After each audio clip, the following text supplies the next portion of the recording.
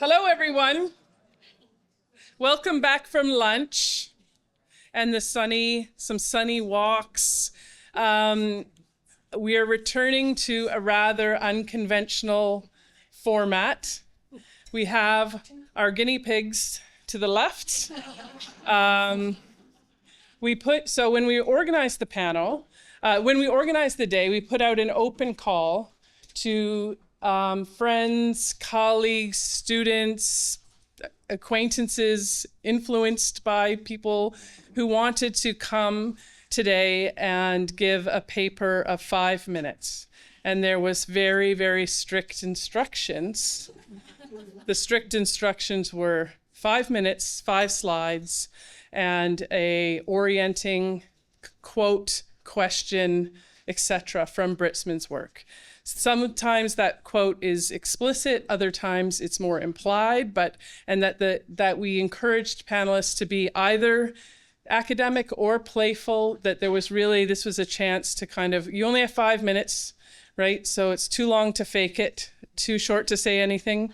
So you had to kind of work within those constraints. And so people really responded, and we have now 12 people who will each take 5 minutes.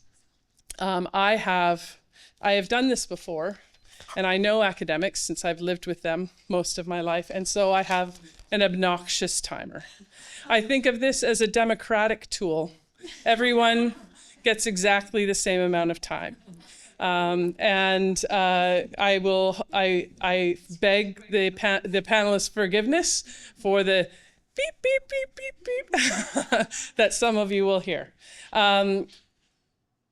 That you all know that you have a clicker, so you can kind of do your own thing. We'll do 4. We'll take a minute. We'll bring the next 4 up. We'll take a minute. We'll bring the last 4 up. And then at the end, I hope our conversation will be less about questions for particular panelists, but more a chance to reflect on what the experience of listening to 12 5-minute meditations on the work and influence of Britzman feels like, sounds like, where it might take us. And so with that, I will pass it over. Any panelists have questions? Because we're making this up on the fly a bit. You're all right? Okay. So I will pass it over to our first panelist, David. Thank you. You're going to introduce yourselves. And they're all going to introduce themselves. That doesn't count in the 5 minutes, does it? No, and it doesn't count.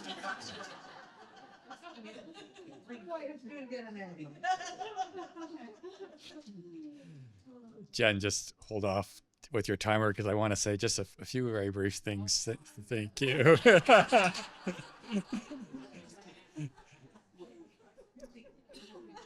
Already breaking the rules. Really?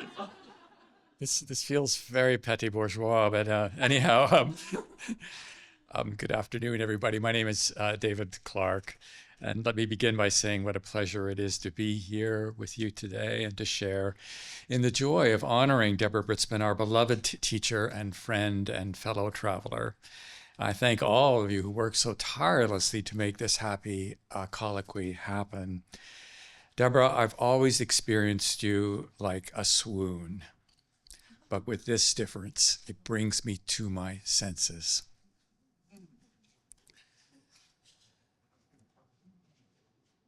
Although I have been a teacher for almost 40 years, 39 this year, I stand before you today to say I do not know how to teach.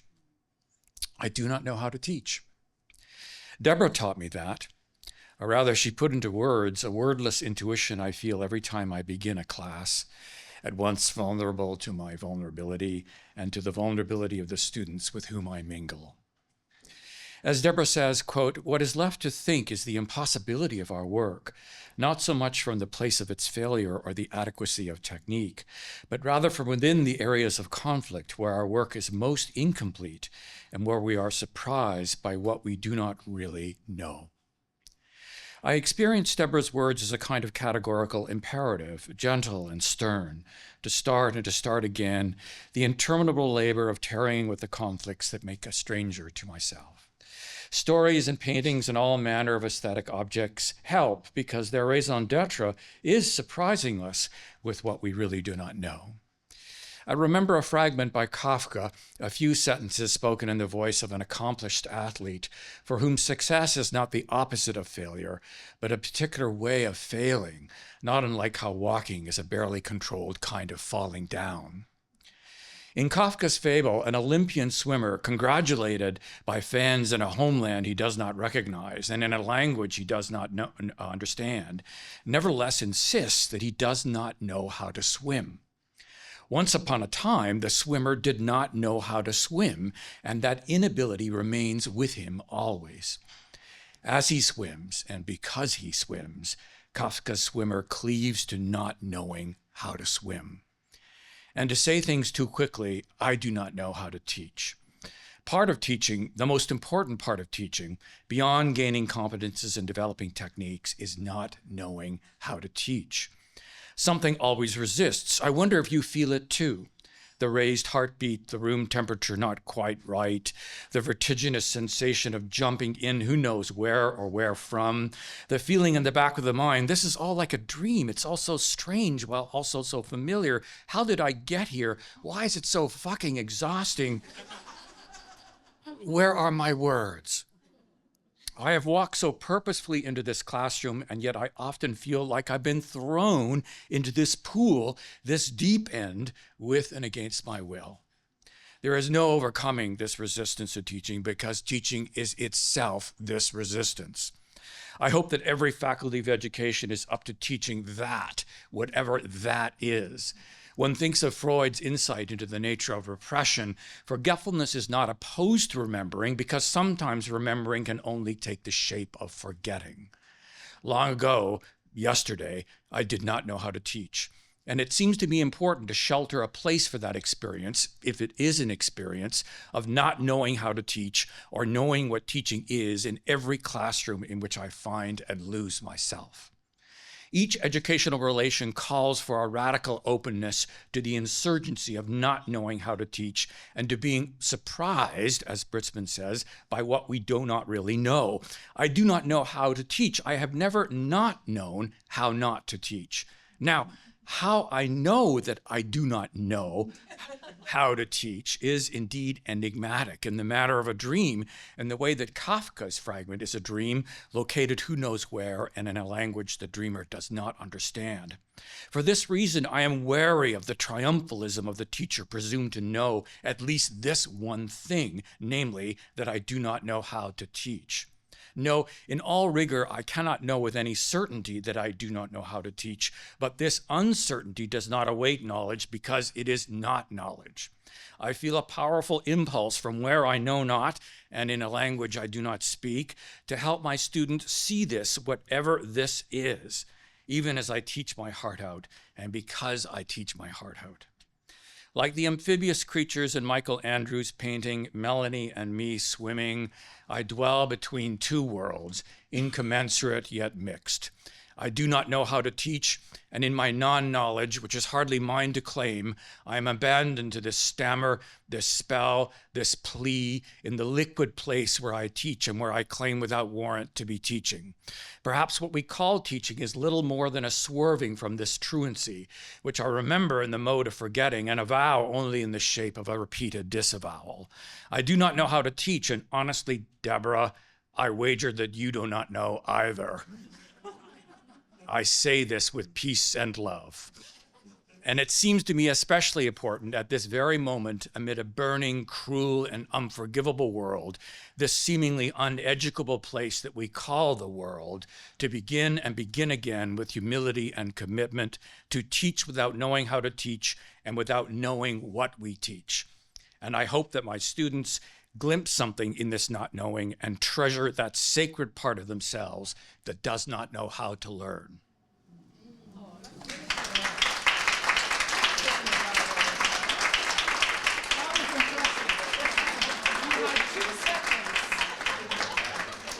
Amazing, thank you.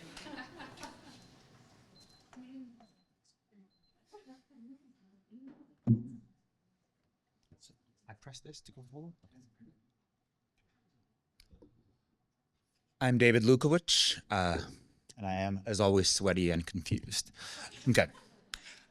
I must confess that what I will say today is an instantaneous departure, and that the ideas concerning the work of art as a function of its own disappearance is instigated by Britzman's understandings of the lessons wrought by anxiety, that, quote, a great deal will be lost should something more be thought. Writing on the use of theory, Britzman tours the facts and fantasies of learning as adventures with vulnerable meaning, requiring resistance towards what we do not remember and cannot know. To think about our theory of theory, she notes, implying the values of indirection resuscitated in literature, the best material is the most unbelievable. And it is here that I will forge my false account short of being affected by anxiety's thread of thought. The last time I saw my great-uncle, Casimir Carter, he was deep in the cups of his last days of dementia in a Winnipeg nursing home. And I noticed under his quivering bottom lip a trail of what looked like undigested mushy peas. Thinking back, I think I recognized then at 18 a slowly developing awareness that I didn't really know this man at all, and a feeling of sadness and alienation that I also would never really be known. In this image of an open mouth, quivering and barely masticated peas, I try to remain beside this feeling and treat it as an open wound, which is to say, a work of art. Describing himself sitting on a moving train, Jean Genet writes about the possibilities and possible disfigurations of art. A work of art, he writes, should exalt only those truths which are not demonstrable and which are even false. Let them live by virtue of the song that they have become and that they inspire. And later on, concerning the dual effects of art, a paralysis of the intelligence on the one hand combined with the most luminous certainty on the other, that insights on the basis of the work of art are not possible if the work is finished. Back to the situation of the moving train, Jean Genet encounters a revelation, which he writes seemed to resemble decay, where he merges in a kind of mucousy cloud, his gaze with the gaze of the man seated across from him. I was flowing out of my body through the eyes into his at the same time as he was flowing into mine. Every person is but an identical slice of the same, and this unmediated knowledge steeped in a pitiless self-disgust that was dreamed rather than thought was enough, as he notes regretfully, for a deep sadness to fill me and linger on. As a theory of thinking and dreaming with unfinishable art, and a way to ensure the wound of insight and human connection remains festering, meaning here is only meaningful. The words that are used are also always recognized as false. In his unceremoniously titled poem, Thanksgiving 2006, Ocean Vuong tells a story of loneliness and longing that is simultaneously erotic and filled with dread. To share 7 lines, on the stoop of an old brownstone, a cigarette flares, then fades. I walk to it, a razor sharpened in silence, his jawline etched in smoke, the mouth where I re-enter this city. And it's this image of a mouth that is fashioned in smoke and yet which offers a re-entrance that I think back to Casimir Carter, whose similarly gaping mouth I will also treat as a false narrative and a work of art to re-enter into. Down the road from where I work and teach now in the University of Alberta archives is this photo of my great uncle, Casimir Carter, one of the first male dancers in the Royal Winnipeg Ballet, sharing a shot of his tender, lithe body with a professor of English literature that encoded script, and over a number of years, beginning in 1953, he suggested the words that could not be otherwise voiced. Clearly, to voice is also to risk being heard. I love you. I'm stuck in a kind of mucousy membrane here as well. I see in the face and the secret life of this man myself and want him to live and love unfinished. If the best material for thinking our theory of theory is the most unbelievable, what remains of the song that is this man is also a thing that cannot be, an echo that has no referent. It's false, and yet, to quote Genet one final time when he writes of Rembrandt's desire to become transparent, I don't know and I don't care.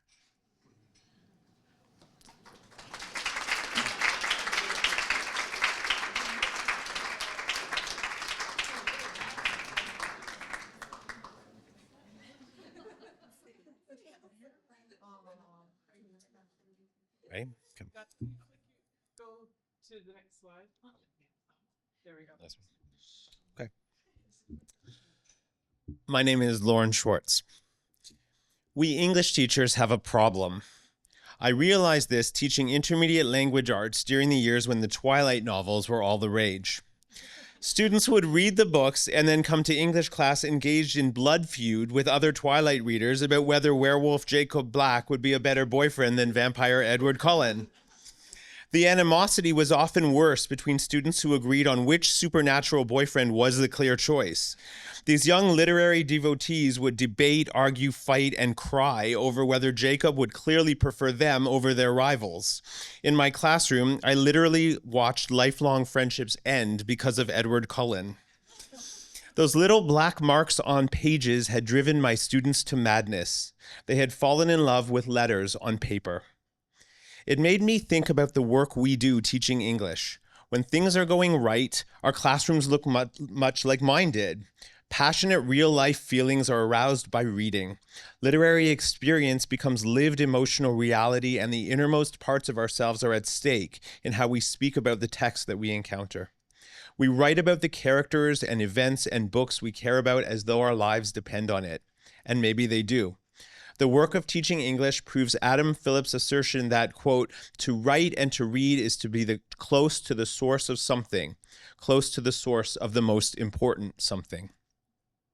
But the project of education requires a demand to bring very private, most important something to the very public spaces of discourse, curriculum, and assessment. The quietest and most innermost parts of ourselves, the parts where we fear and dream, fall in love, and accept loss, are suddenly subject to rooms of judgment where ridicule and rejection and failure are all possible. It may seem less mad to fall in love with a werewolf boy than to try to assign a grade to a student for writing their feelings of love for him. I'm not sure. I think good English teachers struggle with this demand of the private being brought to the public. I know I did. I still do. I believe literature is the most sacred subject to learn about what it means to be human, but the demands it makes on us overwhelm. At times, pedagogy seems incompatible with the humanity I want literature to teach. I want my students to read and to write, but I don't know how to bring why I want them to do that into the work I do in the classroom. Enter Deborah Britzman. Like so much else in her writing, it was an almost in-between line of her thinking that opened up my thoughts and changed everything. I think that's one of the greatest pleasures for me in the encounter with Deborah's writing. She asks us to read almost psychoanalytically, allowing our unconscious to be moved and startled by what hits it in words and phrases that are unexpected, quiet, almost forgettable for the reader not paying enough attention to what's being said and their own reaction to it. They do so at their own peril. In a brief summation of a quotation by Eve Sedgwick, Britzman notes that, quote, in the strange calculus of Sedgwick, we read and write in order to surprise ourselves and we think in order to love. Like most English teachers, my absolute belief that the right book in the hands of the right reader might provide the surprises. We can leave that for now to discussions of curriculum.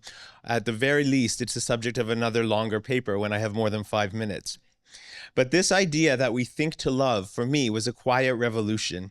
Too often in education and perhaps in life, we assume that love is something mystical and outside of us, beyond our agency, an experience to be desired but somehow out of our control, only within reach of the lucky few.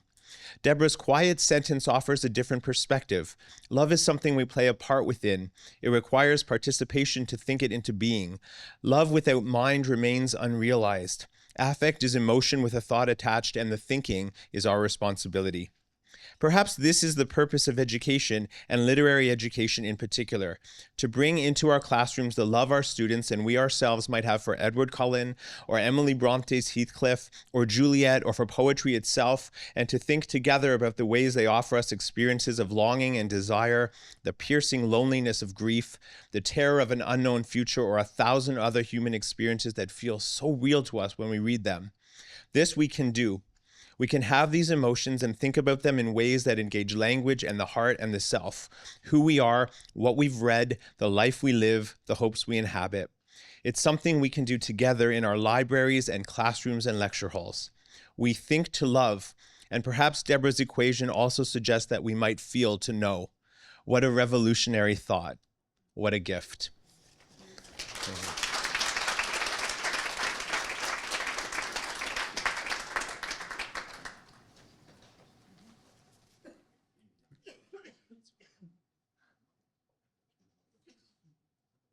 Okay. My name is Penelope Ironstone, and I'm going to dream about this event.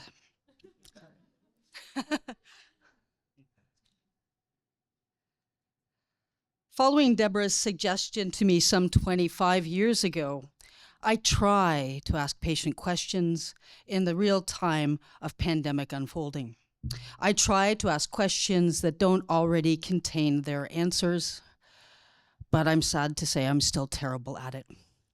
My starting premise is one that you all likely know and have felt. Pandemics are emotional situations.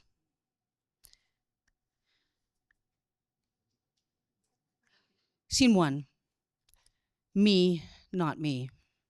It is March 11th, 2020.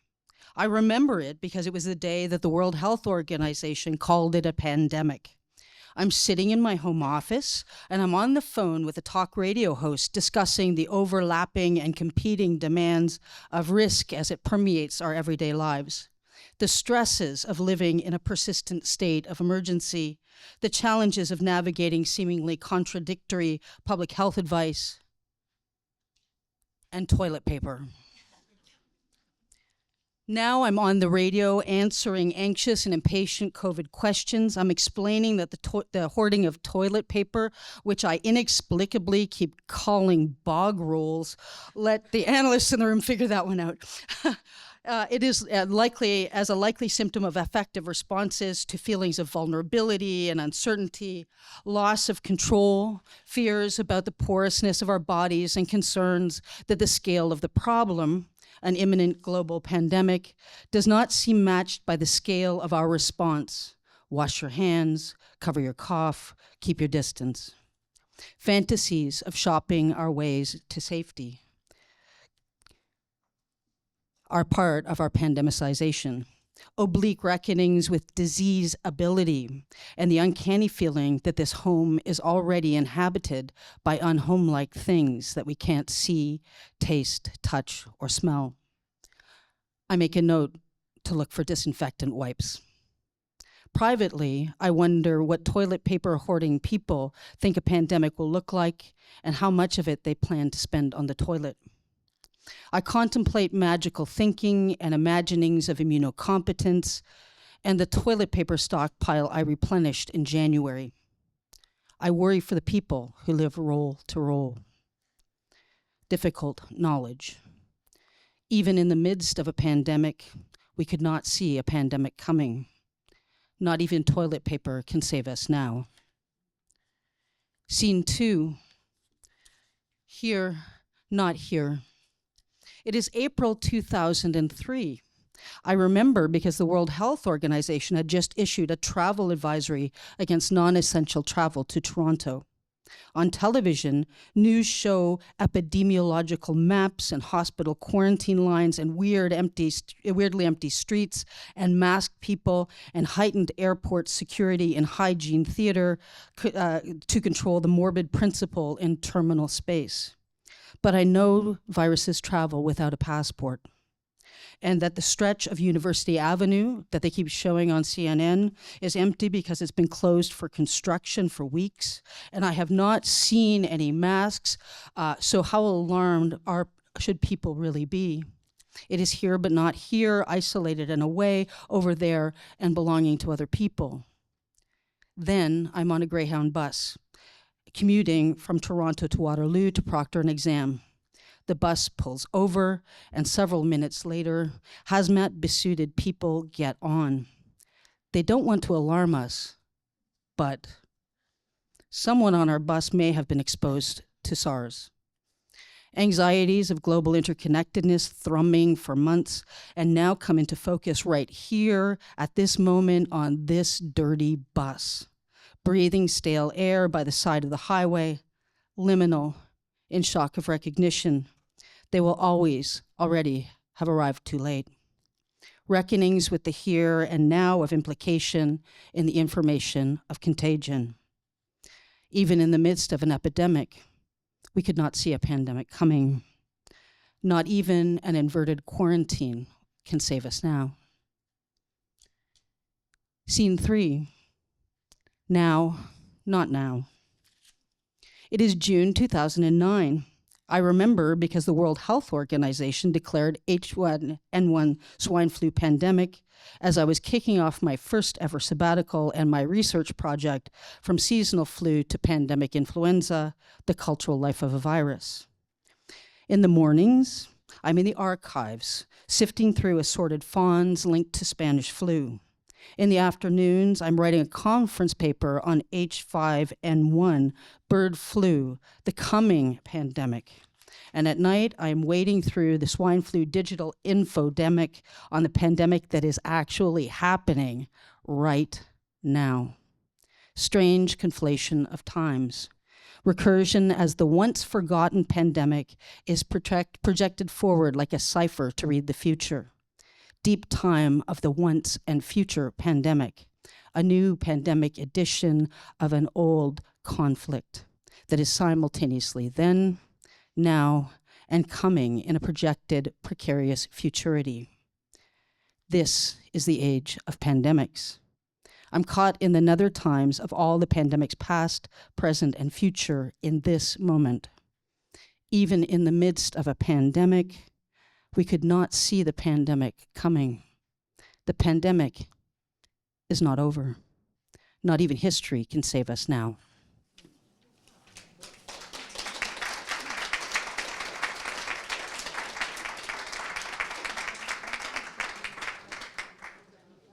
On to our next. Hi, everyone. I'm Barbara Williams, and I'm totally thrilled to be here with all of you and with my favorite, most important mentor. And I run a small consulting firm. We work internationally with feminist, social justice, and climate justice organizations. And were it not for you, Deborah, I would be lying to the business school where I'm standing and where the ideas of which I was taught when I started doing work as an organization development consultant. So I want to just say a little bit about how this all shifted. Deborah was the external examiner for my doctoral dissertation, which was the troubling of feminist discourses on sexual harassment. We're still troubling those discourses, so it's not unusual to find me troubling feminist organizations and their discourses in the work I do. Deborah also led the first class at OISE on race, class, and gender, and some of you in this room were in that class. It's more than 3 decades ago, Deborah, that you came to Toronto with a life that you wanted for yourself and began to introduce a whole series of ideas, some of which I still have in old manuscripts for old books. One of my colleagues was suggesting maybe the university would like to have them because they're lovely. So what do I do? I am inspired by this quotation in the work that I do. And the quotation is from Novel Education. The disinclination or disinterest sometimes in psychoanalytic views on understanding in the organizational work that I do. I work with leaders, I work with boards, I work with staff, many of whom are trying to support movement building places around the world, and who think that doing something is the answer, and that thinking is not necessarily required. So we're always in a constant battle, my colleagues and I, to suggest that we could just pause for a minute and reflect, manage the affect that storms in the thinking processes, and think about what it would be to consult in this environment, in this moment that we're in. So the novel education that I think I'm participating in with all of you in the room is to try and hold the space, to open the opportunities for thinking in novel ways that does not rely on old ways of thinking about organization development or feminist discourse or ways of building solidarity. I want to show you 3 of the different regions in which we work with organizations. In Beirut, in Nairobi, in Lebanon, and in El Salvador. These are difficult places for people who are working to address the question of what to do and how to think about what to do. And they trouble me a lot because when I'm there in those spaces, I'm inclined toward the let's do something momentum. But it is absolutely clear to me now, in the time and the world that we're in, that we need more pausing in the work that we're doing. I was in a meeting in Cape Town 2 weeks ago. The activists who have been organized by the Ford Foundation said the movement is broken. They said it in clearer language than that, but that's what they meant. So how are we to begin to think about this affected field, what you would call, Deborah, the emotional situation, which is an emotional situation for me, for my colleagues, for the organizations where we work, and in ways in which we can build a more novel way of thinking about what this work could look like, who we might be to one another as we hold, as you were saying, Sharon, some of the wounding that is real in the body, that is real in our psychical space. And resist the desire to do and not create polarization between thinking and doing. Thinking is a kind of doing that is very important for the work. So I'm left with the question, how do I enable a novel education? And what is it that I need to rely on that is known, that I'm supposed to know, or that fragments of organization development knowledge is supposed to import, and it does not, so that we create a space of uncertainty and a place for affected thinking. Thank you.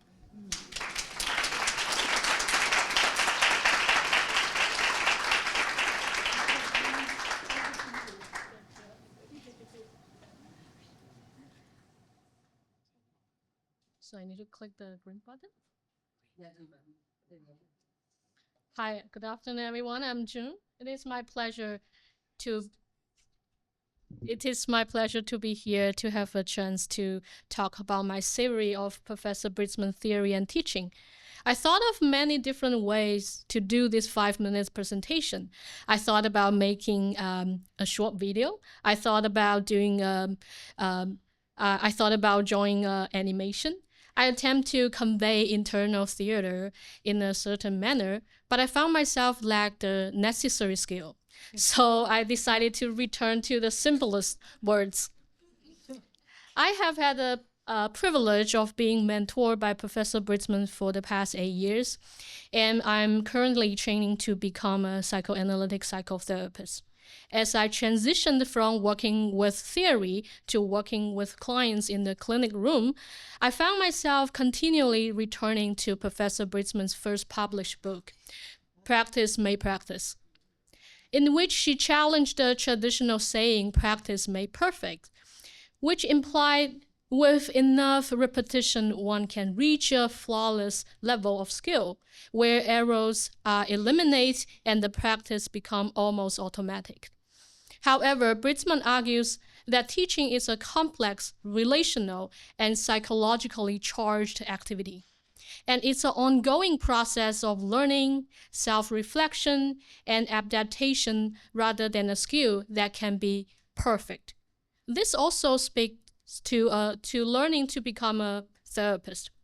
When practice doesn't have to make perfect, it gives the ordinary a space and helps the therapist free herself from the illusion of omnipotence, allowing her to see how unique each client's experience is, not assuming a therapist should know everything and guarantee a healing. In Donald Winnicott's view, being ordinary means accepting and embracing the ups and downs of everyday life rather than constantly pursuing unattainable ideals or heroic. This acceptance fosters a stable and resilient sense of self for both therapists and clients. Last year, when I first started seeing clients, I couldn't understand why my clinical supervisor had a problem with me acting as if I know too much in the room with clients, jumping too quickly to what I thought about what happened with them. Over time, I came to understand that my actions stemmed from a sense of discomfort regarding my limited knowledge about my clients. I was struggling to embrace the uncertainty that comes with not knowing. As I gained more experience, I began to give more room to the not knowing and accept my ordinary as a therapist. Being therapist is not a set of skills to be mastered once and for all, but rather a practice that grows and evolves through constant reflection. Each session leads to another, and no amount of preparation can remove the uncertainties inherent in the role. I have a client who I first started working with him tried in different ways to ask about my qualification, my age, whether I knew how to do therapy, and whether I have seen a full circle, by which he meant how one would be cured. One day I wondered what she would say if Professor Brisman was sitting in my chair facing this client. Then I made a metaphor for this client. Imagine your internal world as a psyche landscape where you will lead me to explore. I may inquire about the nature of the terrain in this or that area, or stop at some point to discuss with you what the scenery means. On this journey, we may come across mountains and rivers, desert and glaciers. We will face severe cold and heat, powerful winds and rainstorms. Sometimes we may return to the base camp to have a break before continue the journey. My role resembles that of a travel companion, prioritizing your safety and supporting your moving forward. And you are the one who decides which destination and experience to share with me. I asked my client, "Do you want to have this adventure with me?" He said, "I'm in." Thank you.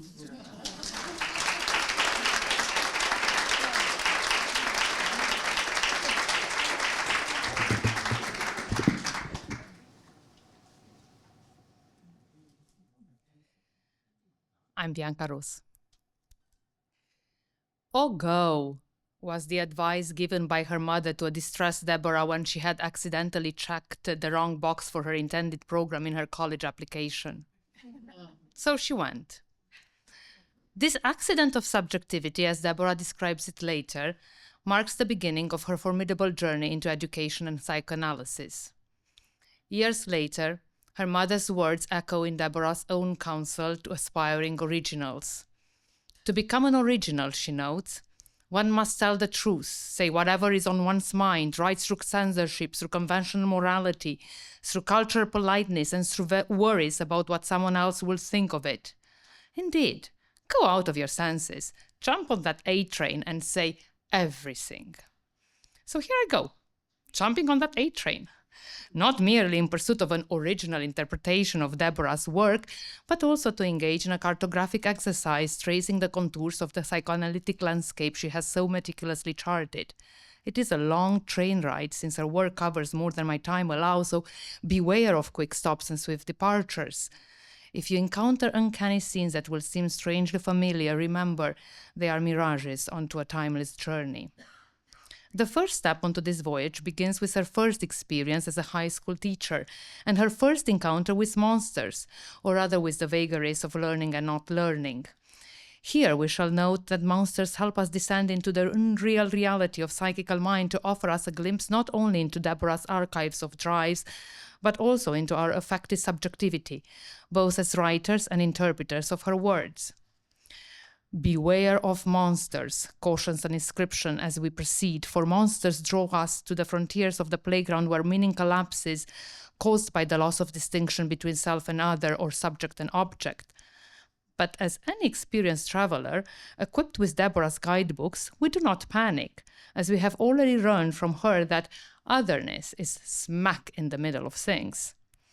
As such, with a more laissez-faire attitude, we go on knowing that on this voyage we are free to disengage from the confines of compliance to allow fantastical disturbances to dismember and remember meaning. But we are also aware of what Freud reminds us, that what we remember is not the actual event, but our construction of it altered by our desires and the lens of the present. I make a note here that I risk presenting a rather monstrous interpretation of a journey I cannot understand, but I will do just like Vladimir did in Waiting for Godot when he cried in exasperation, I can't go on, I must go on, I will go on. Our next stop is the Acropolis, not only to marvel at it in disbelief, just like Freud did during his visit, but also to emphasize the encounter with otherness on our journey, to take in the lesson that Deborah imparts with us, that consciousness is the exception to mental life, that not knowing is an active state, and that the human experiences of transference are ever present yet evasive. It's like a game of hide and seek with our own psyche, where we are perpetually it. Except that, as Deborah notes, the ego is not even master of its own house, because others are already living there.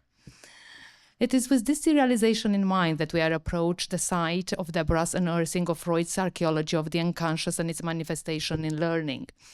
If we learned anything from the notes taken during her first lesson on monsters, is that learning involves encountering otherness, confronting the unknown and unfamiliar, which can be uncomfortable or painful. It is here that the psychoanalytic theory, Deborah insists, is needed to dissolve the facade of certainty and fixation to timelessness. Here I make another personal note, that in the current monstrous political climate, I need to let go of my grandiose ambitions to bring about immediate change into the classroom. And as I go on, I'm guided by the advice given by Deborah's supervisor during her first furor to teach, who told her, "Deborah, not all monsters are political." I too heed to her advice, and I press on.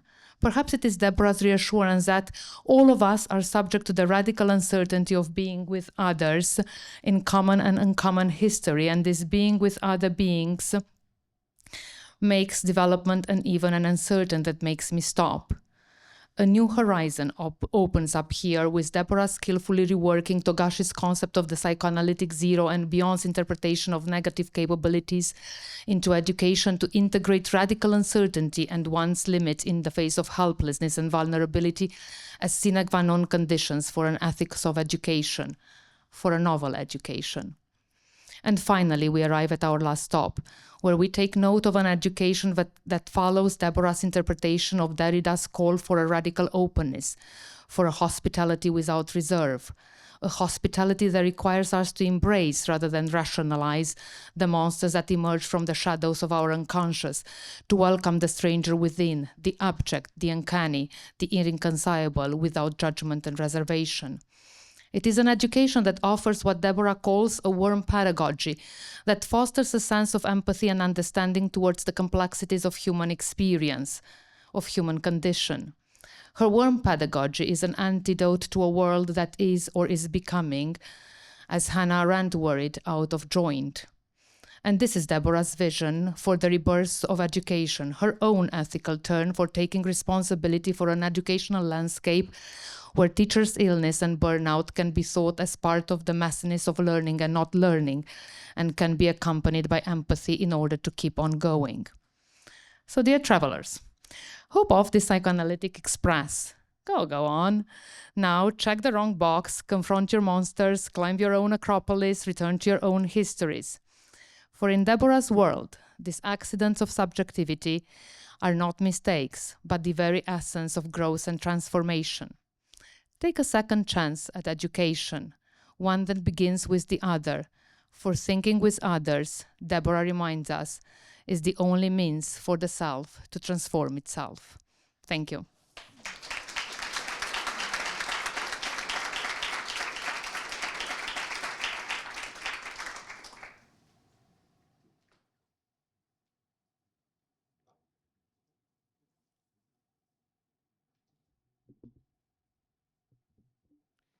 Hi, everyone. I'm Lauren Jervis. I have long been especially compelled by Deborah Britzman's writing on Sigmund Freud's impossible professions. These three professions, education, governance, and healing, are, Freud claims, those in which even before you begin, you can be sure you will fall short of complete success. As a scholar, I researched education policy, and now I make my living working in the world of public education policy. In other words, I work at the intersection of governance and education, two of the impossible professions. So why am I so compelled by the notion of their impossibility?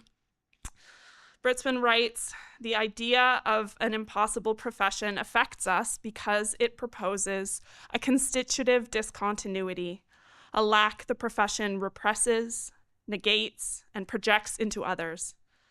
The impossible professions are a terrible remainder of what is most incomplete, arbitrary, and archaic in us and in the events of working with others. Britzman offers us an unsettling frame through which to view the limitations and even failures of three fields that think very highly of themselves. After all, isn't education the answer to every problem? The world of policymaking, too, is infected with the fantasy of perfectibility, striving for a leaner or more balanced or more objective or more comprehensive or more data-driven or more efficient way to formulate the best solution to every problem. And there are a lot of people working in the middle of that Venn diagram where education and governance overlap, like principals, civil servants, school board staff, advocates, university professors, and I'm thinking of current and former students as well as myself, trying to use education and policy to make things a little better. And yet, these efforts often fall short. Not always, of course, and not completely, but they often fall short. This is why an approach to the world of education governance that considers the narcissism of policymaking is so useful. It's a blow, to be sure, for professionals who take pride in their altruism or their neutrality or their objectivity, as Britzman writes, to teeter on the verge of exposing what is most subjective, protected, and fragile about ourselves as we work. Britzman argues that Freud's theorizing that exposes our narcissism challenges feelings that sustain and idealize self-regard, agency, and omnipotence. Maybe the influence of education, the authority of governance is not as influential or authoritative as advertised, or at least not in the ways we hope or consciously intend. However, the hurt of exposing this constitutive discontinuity also gives education policy professionals an opportunity to return to the relationality that is at the core of learning, and it is also the basis of trying to figure out how to live together. The relational is both an ever-present threat to contemporary notions of professionalism that affect the world of education policy, while also being the thing that makes the work of education and its governance meaningful. Understanding that policies are made by people instead of trying to be policy robots. I always say at work, I don't want to be a policy robot, and that means being honest about our limitations and our investments as we try to find ways to do better by students and communities. It allows us to identify some of the artifice behind some of those fancy data tables and sophisticated assessments, and return to a place of simply being affected by the stories we hear from those we work with and serve. It allows us to acknowledge that the social transformations that communities demand and need will often not be catalyzed by updating a policy document. Unearthing the humanity behind and within education policy provides an opportunity to imagine instead forms of governance that, through being more in touch with their conflicts and their failures, are also more humane in their exercise of authority.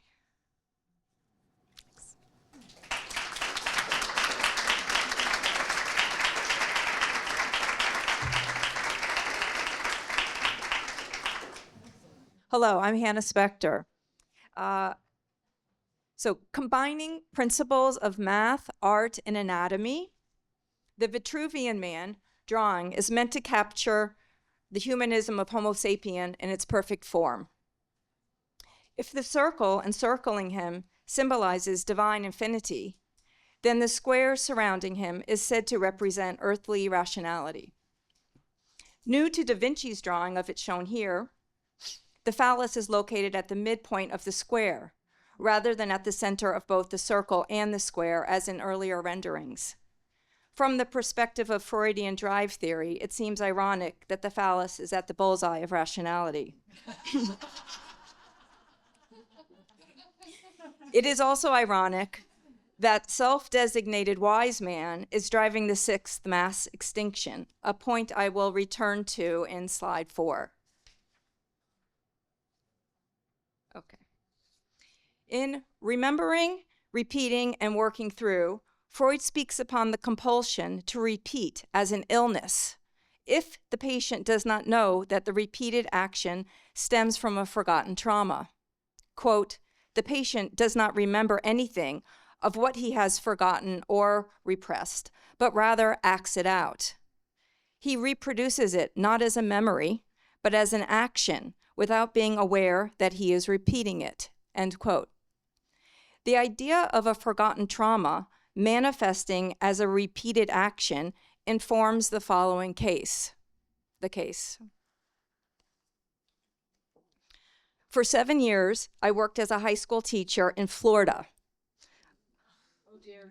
a tropical landscape whose official nickname is the Sunshine State. Some of the sunny courses I developed and taught at that time included the dystopian novel, literary existentialism, and Holocaust studies. On the walls of my classroom hung posters such as Edvard Munch's The Scream, an illustration of Kafka in shadow walking down a street in Prague, among other happy-go-lucky images that may have made an impression on my students. Then in 2009, I left the Sunshine State for a psychically more fitting gray Vancouver, where I was to start doctoral studies at the University of British Columbia. The first course I enthusiastically enrolled in was called Freud and Education, taught by a memorable Deborah Britzman, who was visiting from York. I was stressed out. Not about Freud or about Deborah, but because of an unanticipated expectation that at that time to produce a proposal to fund an imaginary research project. With a BA in English and an MFA in creative writing, I did not understand the meaning of methods or data collection. Deborah took me under her wing. We met for a coffee in downtown Vancouver. I tried to express to her my idea for a research proposal. The only thing I had going, I shared, was an idea about Erich Fromm's book, The Anatomy of Human Destructiveness, as relates to education. Deborah became momentarily pensive and then said, with kindness, sensitivity, and honesty, that might not work.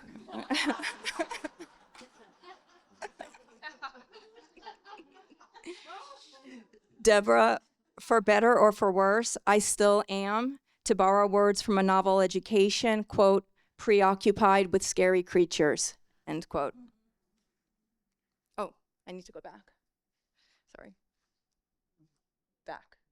Okay.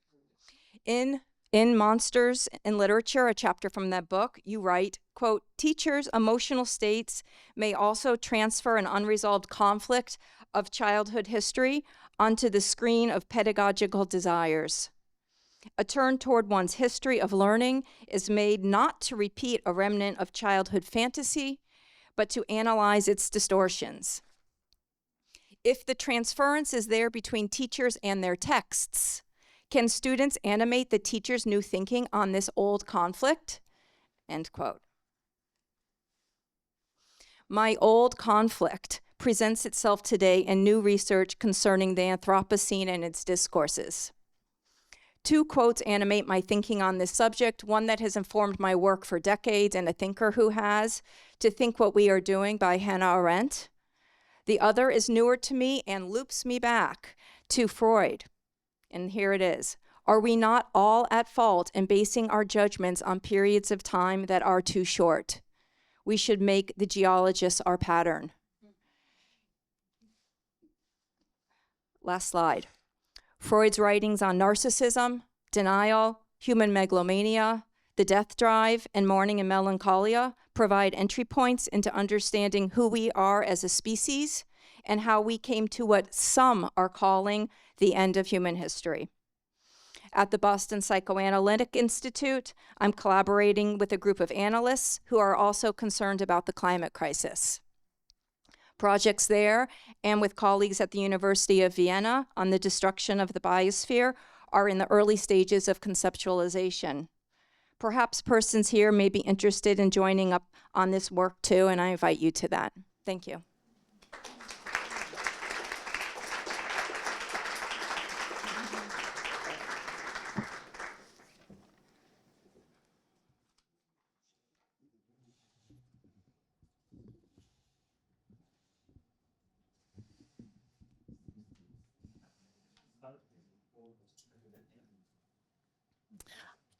I'm Angela Failer. On June 22nd of last year, the Angus Reid Institute released a poll that found 9 in 10 Canadians had little to no knowledge of the 1985 Air India bombings, even though public authorities now refer to the bombings as the worst incident of terrorism in Canadian history. The following day, coinciding with the bombing's 38th anniversary, Angus Reid President Shachi Kurl published an op-ed linking the poll's results to the fading of the bombings from collective memory. She noted, however, that for those families and communities whose loved ones were killed, the bombings remain an open wound. In my research, I describe a lingering perception of the bombings as a foreign event, and its victims and perpetrators as not really ours. Distanciations that prevent the bombings from permeating a broader national consciousness. These distanciations are telling with respect to whose lives are seen as integral to national identity, and whose deaths are deemed grievable and deserving of public mourning. Moreover, they point to why the bombings are a site of difficult knowledge in the Canadian context. The idea that the bombings were planned and executed in Canada by Canadians, causing the deaths of so many Canadians, unsettles a long-standing image of Canada as an innocent nation that exists outside of history and violence. In recent years, however, there's been a shift, what Yasmin Jawani might call a forced reckoning, wherein the bombings have been reclaimed as our tragedy through a series of state-driven mechanisms of redress. These mechanisms have, in turn, produced a field of sanitized remembrance that work to contain the past and perform closure around its reverberations in the present. Amid this field of remembrance appear signs of consolatory hope, eager to fix singular meanings to a complicated history and smooth over its disruptive potential. Education theorists are interested in hope because hope orients us in particular ways to how we teach and learn. The work of our teacher and theorist, Deborah Britzman, helps me to consider how we might learn to remember the Air India bombings and where hope lies beyond the limits of consolatory remembrance. In Lost Subjects, Contested Objects, Britzman writes, "If hope is to be complex and dynamic, one must be willing to acknowledge the difficult conditions that invoke hope in the first place, namely the vicissitudes of loss. We move then from the vicissitudes of loss to the work of mourning, the work through which, as one stops demanding things from the dead, one can begin to demand something from life." From this version of hope, I've been guided to recollections of the bombings that inhabit loss and the work of mourning. In the autobiographically inspired film Desperately Seeking Helen, director Isha Marjara gives representation to traumatic loss with nostalgic objects and playful figures, through which she grapples with the deaths of her mother and sister on Air India Flight 182. The audience follows the film's protagonist, Isha, on a quest for her childhood Bollywood cinema idol, Helen. while on a return trip to Mumbai as an adult. Helen is both a transitional object and a screen memory in the film, allowing Isha to approach loss through mourning play. Artist and psychoanalyst Donna Basson uses mourning play to mean building the capacity to represent absence and loss in manageable doses through substitute figures and play. Playing Helen, or playing with Helen, connects Isha to a time when her mother and sister were alive. Near the film's conclusion, the filmmaker lets the screen of Helen fall, and the protagonist realizes that it is not Helen she has been searching for all this time, but herself. Shook awake by the realization, Isha is left to confront the difficult knowledge of being an accidental survivor, left behind by her mother and sister with whom she was meant to travel. Through mourning play, Marjara depicts remembrance as what Roger Simon and others, drawing on Britzman's conceptualization of difficult knowledge, call a difficult return. In remembrance as a difficult return, hope lies with learning to live with loss and a return of a memory that inevitably instantiates loss, promising no ultimate consolation, but perhaps a space to grieve and create. Deborah, thank you for opening up a world of intellectual and ethical challenge where such spaces can be noticed and imagined. It continues to inform the most meaningful work in witnessing that many of us will do. Thank you.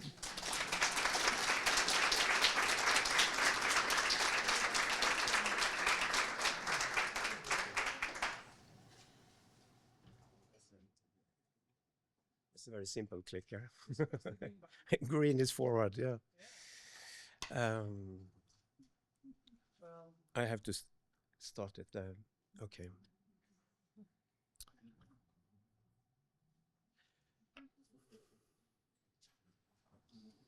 I just have to have my heart rate going down. My watch just told me that it was too high.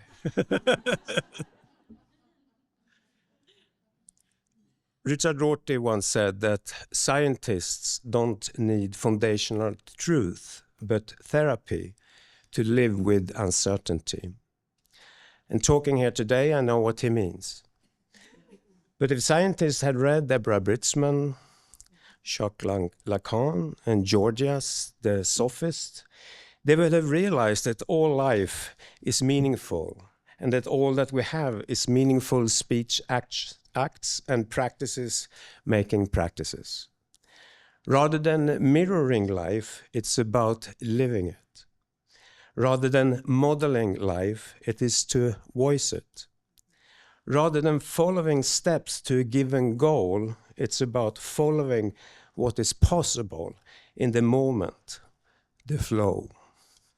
Rather than always knowing what to say and do in advance, it is about improvisation when that strange life force is breaking through. Don't resist it. Go with it. As a teacher, I want to live with the uncertainty of not knowing, but resting in the very continuation of practice making practice, in the act of teaching.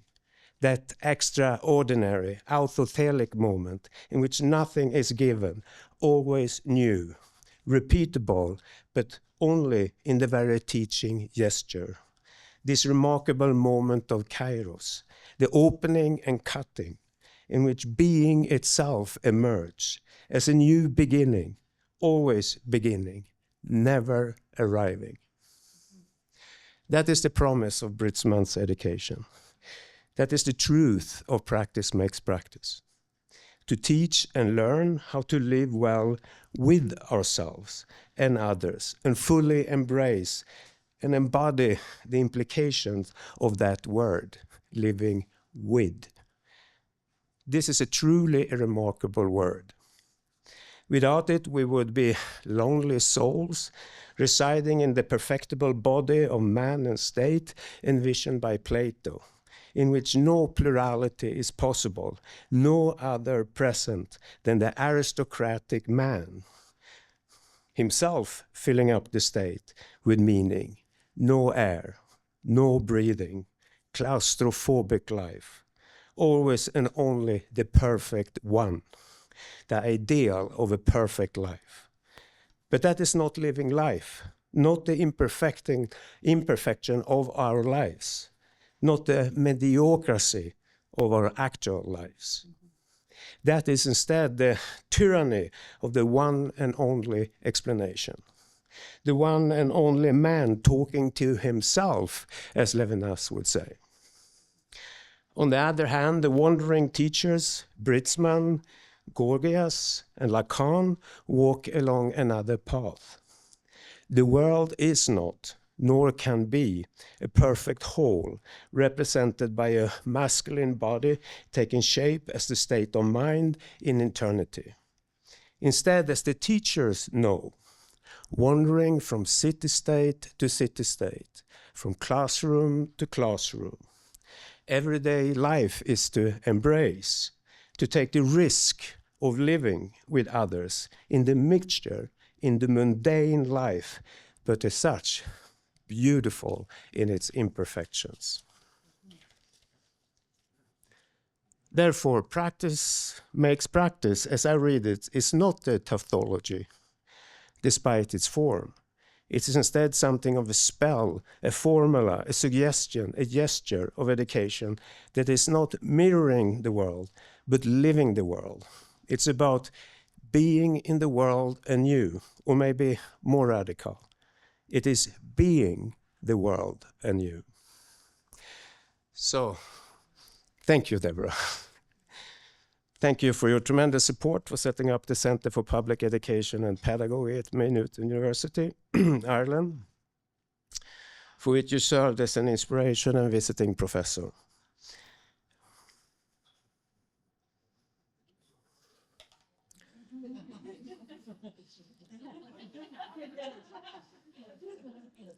And together, we were undoubtedly people for our hats. With respect and friendship. Thank you.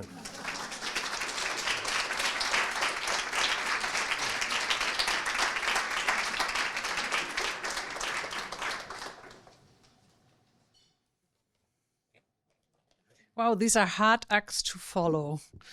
Beautiful pictures, lovely words. I'm Susanne Luhmann.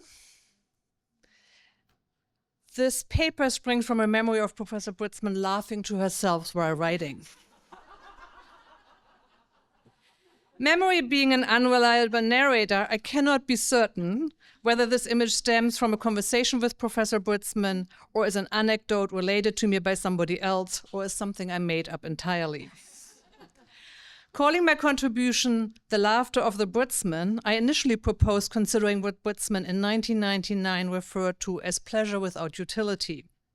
Concerned with the normalizing force of the three impossible professions, Britzman contends here that, quote,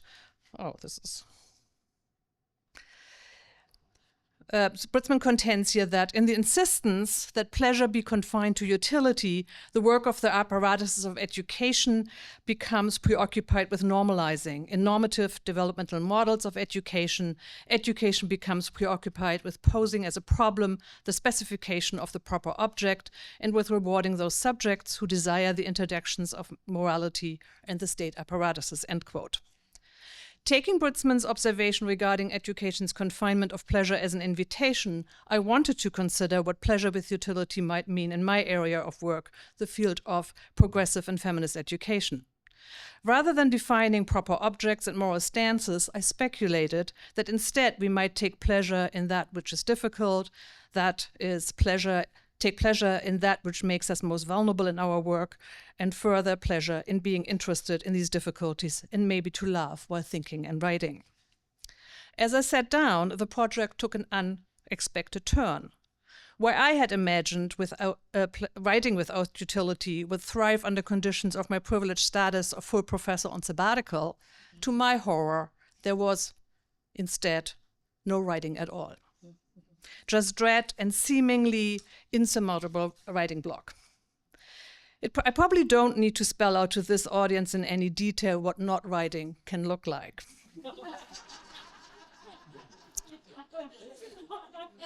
Suddenly, the organizer's gracious invitation to contribute to the celebration of my teacher's luminous career began to feel like a summons. With anxiety over not writing mounting, further memories returned me to my dissertation. I remember Britzman writing a book each during the time that it took me to finish each of my dissertation chapters. At least that's what it felt like. I checked 2 books and about 20 articles and chapters. Britzman would return my long-labored over chapters within a week, with copious notes and incisive edits that made the work infinitely better. But that fast turnaround made it also impossible to complain or blame her for my slow progress. As this conference was approaching, I missed the deadline to revise my initial abstract. I failed to send in my bio. I became that kind of conference participant. As I sat with my inaction, I turned to more of Britzman's words. Her 2016 chapter, Fantasies of the Writing Block, a Psychoanalytic Contribution to Pernicious Unlearning, gave me ways to grapple with my not writing. Writing anxiety, she writes, has a tenuous foothold on that conflicted desire to please and to influence. It is then that the desire to please and influence are at odds, and gradually each side of the conflict takes on greater ambitions along with their dangers, social anxiety, whether others hate the writing, moral anxiety, whether the writing destroys a law or must protect it, and ego anxiety, whether it is the self that must lose respect, end quote. Like the patients described in her 2021 chapter on not being able to write, one could conclude that my idolization of what I ought to produce at this conference, an experimental, playful, and irreverent, non-scholarly 5-minute presentation engaging my teacher's work with slides while pushing against scholarly norms, made me give up on writing altogether. And yet, I felt compelled by the character in Britzman's essays on writing inhibition and anxiety.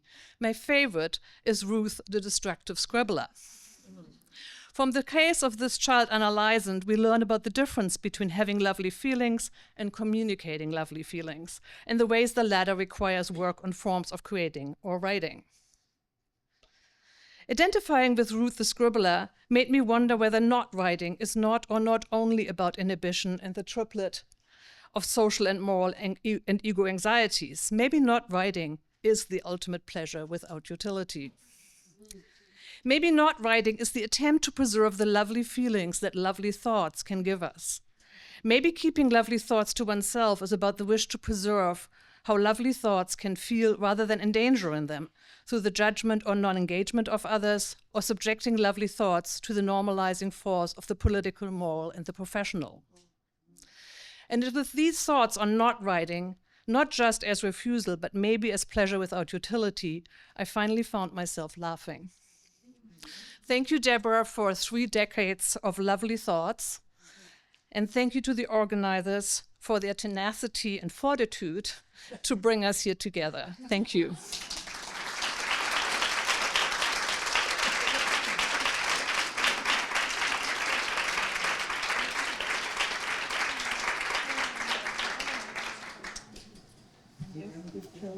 That was wonderful. I wonder if all of the lightning speakers might stand up since they've gone a few hours. We can give them another round of applause.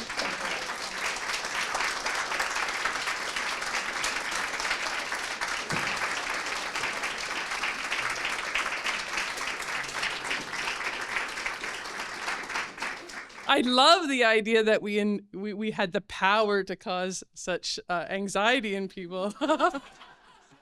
That's my pleasure. With utility. I know. Oh, with utility. Speaking fast, I got more anxious. Here's the lie. I really stopped keeping time. Oh.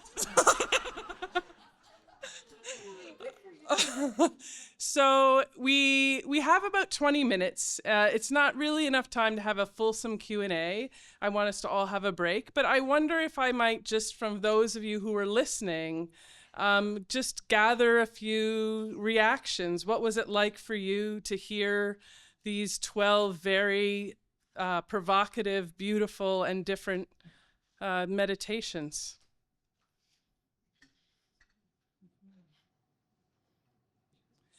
Patty. I love the boom, boom, boom of it, and I am thankful to all the panelists for following the rules. It's like a parade of ideas, all grounded in Deborah's work. And some repetitions of what you pull on, which is its own interesting thing, what rises to the whatever.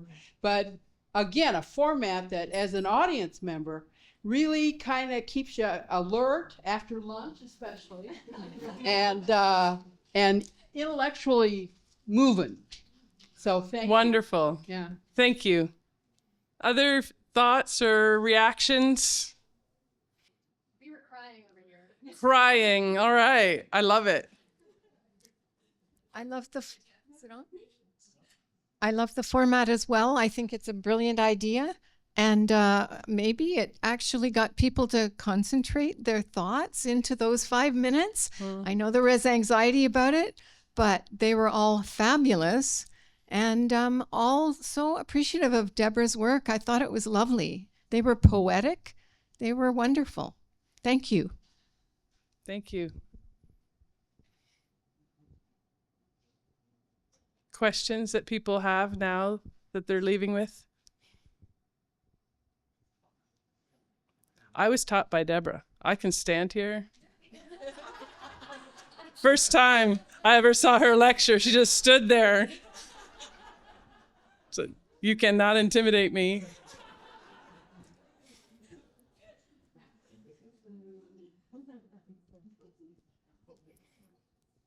Okay, well now I'm intimidated. So yes. I can go. Yeah? Yeah, you know what? I thought I was gonna, yeah, I can share them now. Few things. One, they're like free associations. One is we are hearing, so we know Deborah in different ways, but I think like it's what is in common is we are readers of her work, and that was very interesting. And I also one other thing that I saw that as a theme, but could be my projection, but how her work facilitated different shifts, difficult shifts, entering a classroom, going from education to government, or David Clarke's The Splash, or David Levkovich, the beautiful photo, which reminded me of a scene in an interview between of Barry Lopez, who was asked, why are you drawn to margin or marginal figures? He said, you know what? It's not margin. He came up with the idea, well, he was thinking with the idea of ecotones, where there are sort of very sudden shifts, like a wetland, dry land, forest, desert, and how he said, if you look at those places, they are biodiversity is there, and those shifts is actually very, very sort of interesting, and there's a lot there. I feel her work functions in different contexts. It kind of sort of facilitates those kind of jumps in different ways. I feel it's just so generous of everyone, just such a generous readers, I thought, and generous, very thoughtful, amazing writers. It was such a joy. So that was my association. Thank you. And she does it through very marginal figures like Klein, Adler, right? They're not actually the margin. They're actually very interesting. They did that, right? If you look at Klein did huge shifts, and with it, she brought a lot. How, for instance, I think of the last book. Many of us referred here in the book in the presentation. It was so interesting, like how very, very like wonderful. Yeah. Thanks, Aziz. Well. This was really wonderful. Thanks to all the lightning presenters for going with the format and playing with us. And we're going to take a short break, and then we'll come back and, highlight of the day, we'll get to hear from Professor Britzman herself for the keynote. And just a reminder, housekeeping note, Following Professor Britzman's keynote, there will be a reception